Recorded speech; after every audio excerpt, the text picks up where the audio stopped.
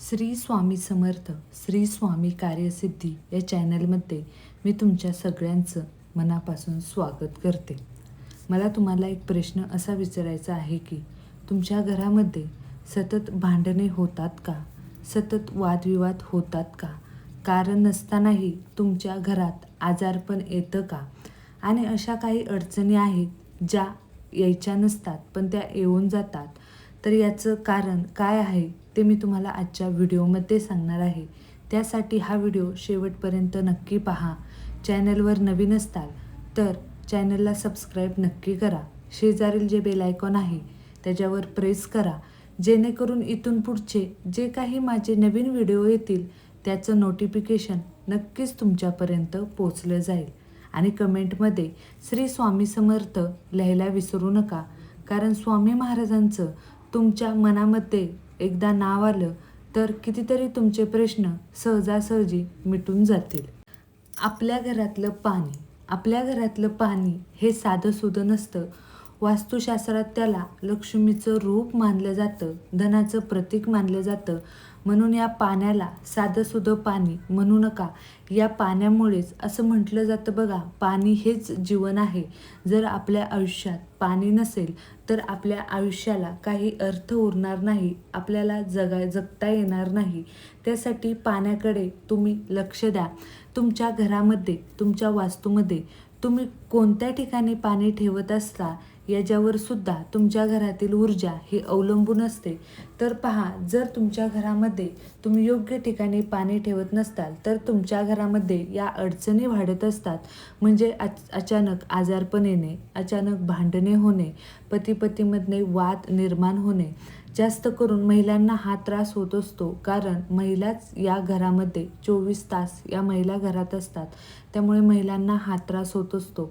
तर पहा, पहिलं ठिकाण आहे ते म्हणजे आग्नेय कोपरा. बघा, आपलं किचन हे आग्नेय कोपऱ्यामध्ये असतं आणि ह्या आग्नेय दिशेमध्ये त्या दिशेला आपण पाण्याचं भांडं ठेवत असतो. तुम्ही तुमच्या घरामध्ये एकदा तपासून पहा की तुमच्या घरातील पिण्याच्या पाण्याचं भांडं कोणत्या ठिकाणी आहे. बघा, आग्नेय दिशेला हे भांडं ठेवायचं नसतं, कारण असं म्हटलं जातं की अग्नी आणि पाणी एकत्र आलं तर ते एक वेगळं रूप तयार करतात किंवा वेगळं रूप घेतात. त्यामुळे या दोन्ही वस्तू आपल्याला वेगवेगळ्या ठेवायच्या आहेत, त्यांना जवळ ठेवायच्या नाहीत. त्यामुळे तुम्हाला या कोपऱ्यामध्ये हे पाण्याचं भांडं ठेवायचं नाही. तुम्ही उत्तरेला किंवा पूर्वेला किंवा ईशान्य कोपऱ्यात तुम्ही हे भांडं, तुमच्या पाण्याचं जे भांडं आहे ते ठेवू शकता. पण आग्नेय कोपऱ्यामध्ये तुम्हाला तुमच्या पिण्याच्या पाण्याचं भांडं हे ठेवायचं नसतं. आता दुसरी जी जागा आहे ती म्हणजे ब्रह्मस्थान. बघा, ब्रह्मस्थान म्हणजे काय? आपल्या घरातील जो मधला भाग असतो, मधला कोपरा असतो. बघा, आपलं पूर्ण घर असतं, त्याच्यातील जी मधली जागा असते ती मधली जागाच म्हणजे ब्रह्मस्थान. हे आपल्या घराचं हृदय आहे. बघा, जसं आपलं हृदय असतं तसंच या घराचं हृदय म्हणजे आपल्या घरातली ही मधली जागा असते. बघा, काही ठिकाणी असं केलं जातं की मध्यभागी पाण्याचं भांडं ठेवलं जातं पिण्यासाठी. ज्याला कोणाला पाणी प्यायचं आहे त्यांनी त्या भांड्यातून पाणी प्यावं अशी त्यांची इच्छा असते. पण हे ठेवणं खूप चुकीचं आहे. मध्यभागी हे पाणी तुम्हाला ठेवायचं नसतं. आपण जेव्हा मध्यभागी हे पाणी ठेवत असतो तेव्हा आपल्या घरातील ऊर्जा ही कमकुवत होत असते आणि त्याचा थेट परिणाम आपल्या आर्थिक स्थितीवर होत असतो किंवा महिलांच्या ऊर्जेवर होत असतो. त्यामुळे आपल्याला या मध्यभागी हे पाण्याचं भांडं ठेवायचं नसतं. ज्या मी तुम्हाला काही या 3 जागा सांगणार आहे त्या जागा तुम्ही बघा. तुमच्या घरामध्ये अशा जर तुमच्या जागेवर ही पाण्याचं भांडे ठेवत असतील तर तुमच्या घरामध्ये कोणती ना कोणती तरी गोष्ट चालूच असेल, कोणत्या ना कोणत्या तरी अडचणी येत असतात, नकारात्मक ऊर्जा तुमच्या घरामध्ये वाढत असेल. तर आत्ता जेव्हा तुम्ही हा व्हिडिओ ऐकणार आहे त्याच वेळेस तुम्ही तुमच्या घरात कोणत्या ठिकाणी हे पाण्याचं भांडं आहे ते तपासून बघा आणि योग्य ठिकाणी तुम्हाला हे तुमच्या पिण्याचं भांडं तुम्हाला ठेवायचं आहे. जो तुमचा मध्यभाग आहे तो तुमचा कोरडा आणि स्वच्छ असला पाहिजे. माता लक्ष्मी तुमच्या घरामध्ये प्रवेश करणार आहे. बघा, माता लक्ष्मीला तुमच्या घरातली स्वच्छता आणि पवित्रता अधिक महत्त्वाची असते. त्यामुळे तुमचं घर जितकं स्वच्छ असेल तितकं तुमच्या घरामध्ये लक्ष्मी येणार आहे. तुमच्या घरामध्ये जर पाण्याची टाकी असेल तर ती पाण्याची टाकी तुमच्या घरामध्ये दक्षिण दिशेलाच असली पाहिजे. याच्यामुळे तुमच्या घरामध्ये नकारात्मक ऊर्जा येणार नाही. आता त्यानंतर तिसरं स्थान आहे ते म्हणजे बेडरूम.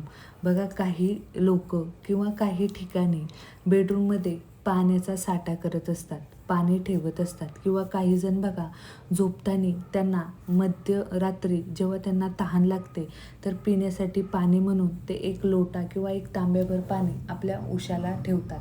तर बघा, पाणी हे नकारात्मक ऊर्जा शोषून घेतं आणि तेच जर आपल्याकडेला असेल किंवा आपल्याकडेला जेव्हा पाण्याचा ग्लास भरून ठेवलेला असेल तेव्हा ती नकारात्मक ऊर्जा शोषून घेतात आणि तीच आपल्या शेजारी जर असेल तर आपल्याला झोपेमध्ये काहीतरी वाईट स्वप्ने पडतात किंवा काहीतरी वाईट विचित्र झाल्यासारखं आपल्याला वाटत असतं. म्हणून हे तुम्हाला जेव्हा तुम्ही ग्लास किंवा तांब्या तुमच्या शेजारी ठेवत असताल तर हे थोडा बाजूला ठेवायचा आहे किंवा शक्यतो तुम्हाला या बेडरूममध्ये हे पाणी ठेवायचंच नाही. जशी तुम्हाला तहान लागेल तसं तुम्हाला ते पाणी घ्यायचं आहे. तुमच्या उशाला किंवा तुमच्या शेजारी हे तुम्हाला पिण्याच्या पाण्याचा तांब्या किंवा ग्लास असेल हा तुम्हाला ठेवायचा नाही. आता ह्या झाल्या 3 जागा. आता ह्याचा उपाय काय तुम्हाला करायचा आहे तर ज्या मी तुम्हाला व्यवस्थित कोपरे सांगितले आहेत त्या कोपऱ्यांमध्ये तुम्हाला हे पिण्याच्या पाण्याचं भांडं ठेवायचं आहे. जेव्हा तुम्ही रोजची देवपूजा करणार आहात तेव्हा रोजची देवपूजा झाल्यानंतर तुम्हाला तुळशीला थोडंसं जल अर्पण करायचं आहे. कारण असं म्हटलं जातं की तुळस ही सकारात्मक ऊर्जा निर्माण करत असते. त्यामुळे या तुळशीसाठी तुमच्या घरामध्ये एक तरी तुळशीचं रोप लावलं गेलं पाहिजे आणि त्याला तुम्ही रोज पाणीसुद्धा घातलं पाहिजे. त्याच्यानंतर बघा, श्री स्वामी समर्थ महाराज या मंत्राच्या म्हणजे श्री स्वामी समर्थ या मंत्राच्या तुम्हाला 108 वेळा तुम्हाला हा मंत्र बोलायचा आहे. म्हणजेच एक माळ तुम्हाला करायची आहे. तुम्हाला जर शक्य असेल तर तुम्ही 11 माळेसुद्धा हा जप करू शकता. तुम्हाला रोज तुमची देवपूजा करायची आहे. तुमच्या घरामध्ये घंटानाद हा झाला पाहिजे. तुमच्या घरामध्ये आरती ही झाली पाहिजे. जे स्वामी भक्त असतील त्यांच्या घरामध्ये रोजची देवपूजा ही होतेच. त्यानंतर आरतीसुद्धा होते आणि त्यानंतर सेवा ही सुद्धा केली जाते. जितकी तुम्ही सेवा करणार आहात तितका तुमचा बॅलेन्स म्हणजे पुण्याचा बँक बॅलेन्स तुमचा वाढणार आहे. आणि हाच बँक बॅलेन्स जेव्हा तुमच्या अडचणी निर्माण होणार आहात, बघा, आपण जन्माला आलो आहे म्हणजे आपण काहीतरी कर्म घेऊन आले आहे आणि ह्या कर्माचे भोग आपल्याला भोगायचेच असतात. पण जेव्हा आपण सेवा करतो तेव्हा ह्या कर्माचे भोग जेव्हा आपल्याला भोगावे लागतात तेव्हा त्याची तीव्रता ही खूप कमी प्रमाणात आपल्याला भोगावी लागते. म्हणून आपल्याला या सेवा करायच्या आहेत. तुम्हाला जितक्या सेवा करायला जमतील तितक्या तुम्हाला या सेवा करायच्या आहेत.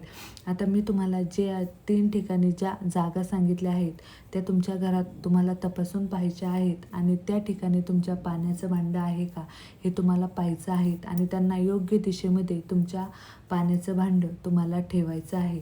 तर तुम्हाला आजचा हा माझा व्हिडिओ कसा वाटला मला कमेंट करून नक्की सांगा. तुम्हाला जर हा व्हिडिओ आवडला असेल तर व्हिडिओला लाईक आणि शेअर करा. चॅनलला सबस्क्राईब करा.